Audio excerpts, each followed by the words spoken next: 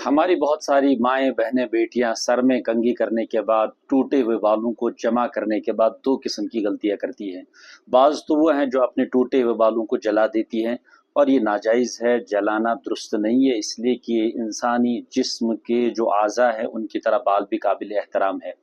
बहुत सारी ख़वातीन वो हैं जो अपने बालों को उठाकर कचरे में फेंक देती हैं, गट्टर में, नालियों में फेंक देती हैं। ये भी दुरुस्त नहीं है, इसलिए कि बालों पर गैर महरम की नज़र भी नहीं पड़नी चाहिए।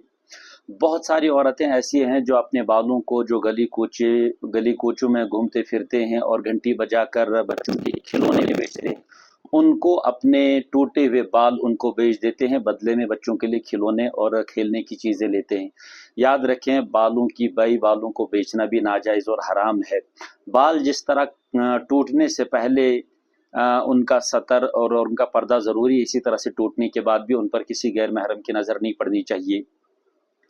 बाल जब टूट जाएं तो इनको जमा करके किसी पॉलिथीन में जमा करें और उसके बाद ऐसी जगह दफन करें जहां किसी की नज़र न पड़े, या दरिया बुर्द कर दें, किसी पॉलिथीन में बंद करके दरिया बुर्द कर दें, या किसी ऐसी जगह रख दें जहां किसी भी गैर महरम की नज़र न पड़े।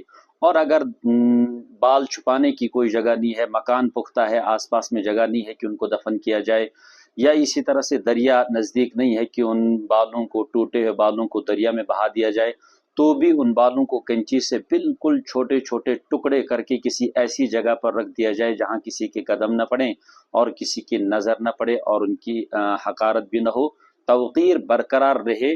तो ऐसी जगह उन बालों को डाला जा सकता है। ये शरीयत का हुक्म है, इसको फॉलो करना हम सब के लिए ज़रूरी है।